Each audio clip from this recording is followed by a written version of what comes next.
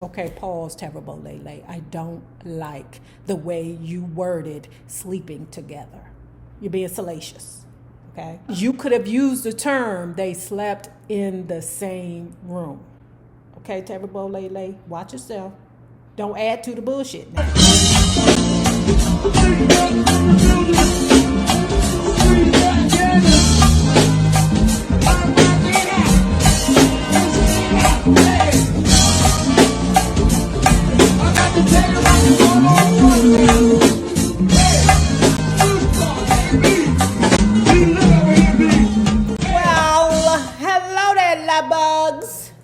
Hello there, Bellas. If you have not already done so, please remember to like, share to Facebook, subscribe, and visit uptopbeauty.com for these JT RZA shades. I think I just ordered a couple of more.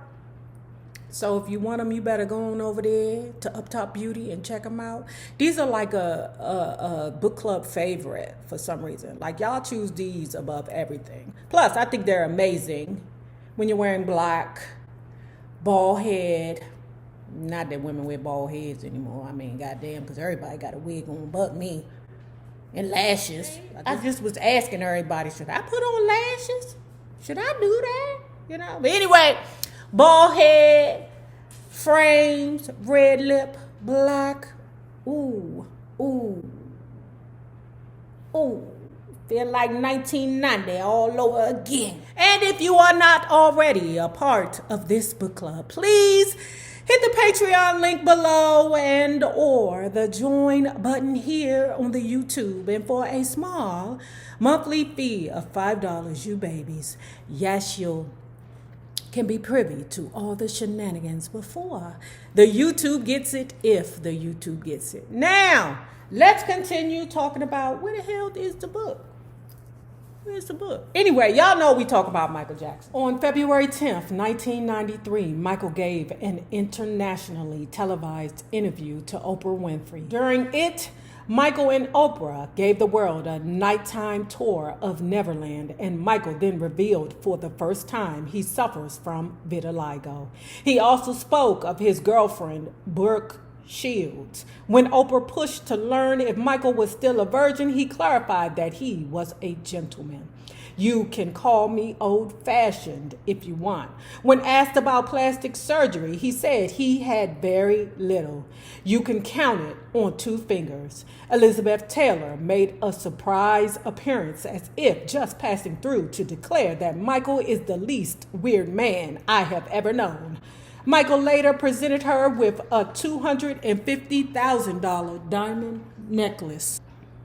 It was terrific ratings, winning broadcast, drawing an audience of more than 90 million, the 4th most watched entertainment show in the U.S. TV history. The next day, Michael called June Chandler to invite her, Jordie, and his half-sister, Lily, to his estate for the weekend.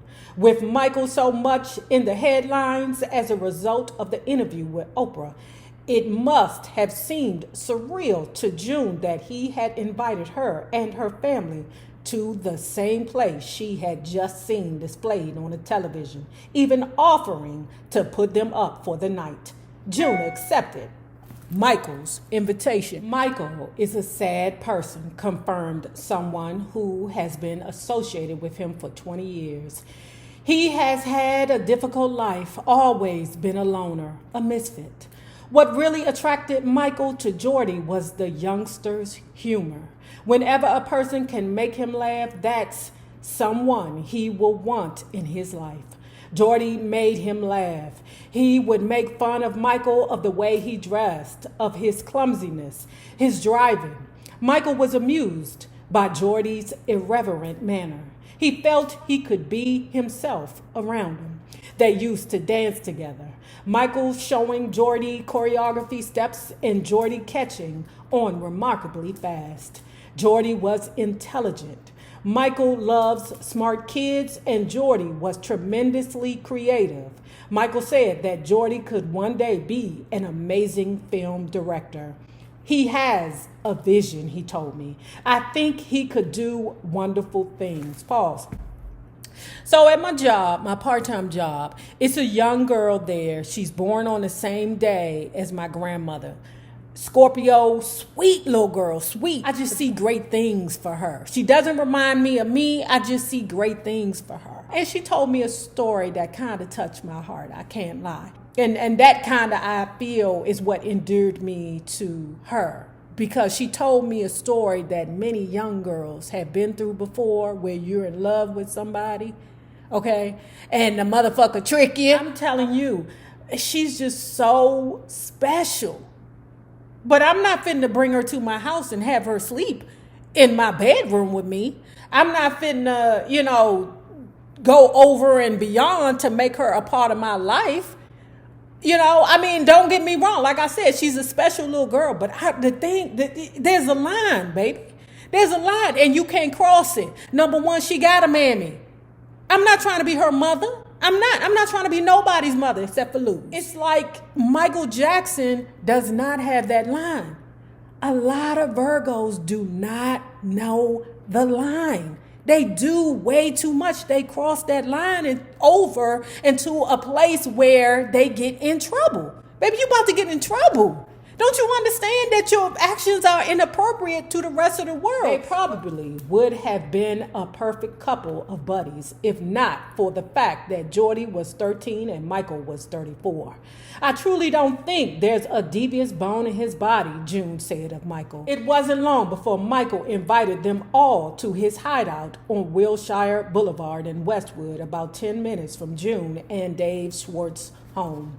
Do you have an amusement park there too? Jordie asked him. Michael laughed. No, silly. It's just my place to go where no one can find me. A couple of days later, Michael took Jordie, Lily, and their mother to Las Vegas, where they all stayed at Jackson's private $3,000 a day night suite in the Mirage Hotel. Michael and Jordie stayed in separate rooms, while June and Lily shared another suite. The night after their arrival, June and Lily turned in early, exhausted by their fun time in Las Vegas. Meanwhile, Michael and Jordie watched The Exorcist. Jordie was so frightened by the film, he asked, or Michael suggested, depending on which of them tells the story, that he be allowed to stay with Michael in his room. In whatever manner the circumstances evolved, the two ended up sleeping together. Michael in silk pajamas, Jordie in a t-shirt and sweatpants. Okay, pause, Terrible Lele. I don't like the way you worded sleeping together. You're being salacious, okay? You could have used the term they slept in the same room. Okay, Terrible Lele, watch yourself. Don't add to the bullshit now. The next morning when June went to Jordie's bedroom, she found that he had not slept in his bed. As she stood in the doorway trying to figure out what had happened, she caught Jordie slipping out of Michael's room. What is going on? She asked. Where were you? Oh, I slept with Michael, answered the boy casually, according to a later recollection. What? June exclaimed. What are you talking about? You don't do that, she said, now scolding him. Never do that again, Jordie. Why? Because it's not right, June said, upset. Promise me you will never do that again, ever, Jordie. But Mom, pause. So you recognize that him sleeping in the same room with Michael Jackson is inappropriate. But you don't recognize that you giving Michael Jackson his number so they can be friends is inappropriate? Okay. I don't know the lady. Lady, I don't know you. I'm not trying to, smack you in the brown and bash you in the face, lady. All I'm doing is seeing facts for what they are. If you're going to convict the predator, you better convict the parents.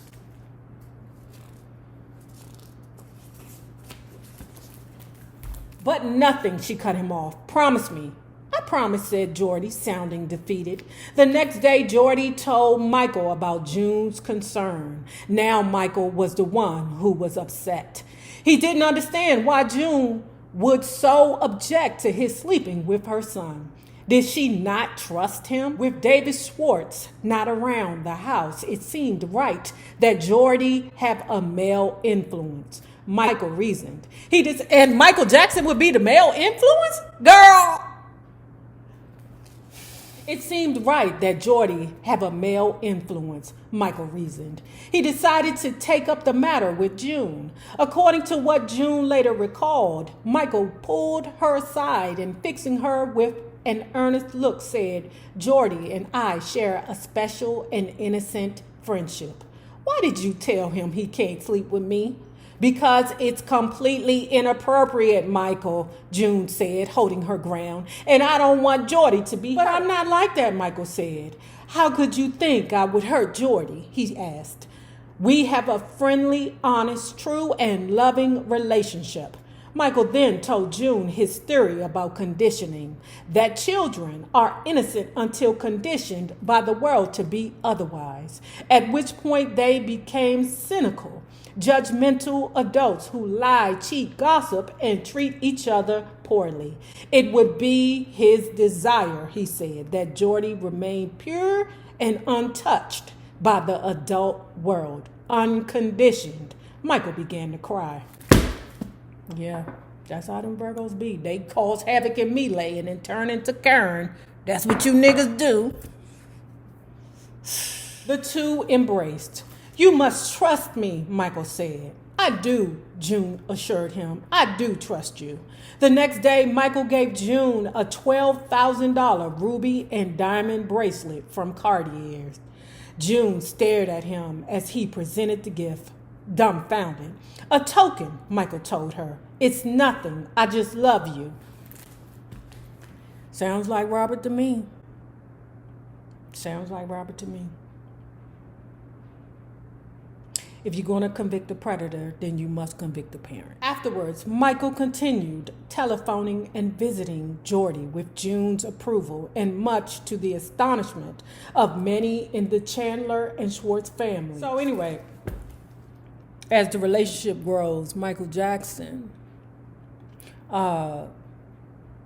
tells Jordie that there are some rules that you have to abide by in order to be my friend.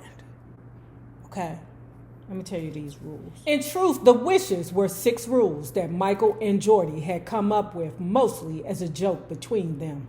However, the wishes seemed to have real significance to Michael, and he often reminded Jordie of them.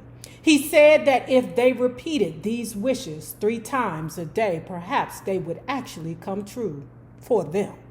Number 1, no wenches, bitches, heifers, or hoes. Horse. Number 2, never give up your bliss. Number 3, live with me in Neverland forever. Number 4, no conditioning. Number 5, never grow up.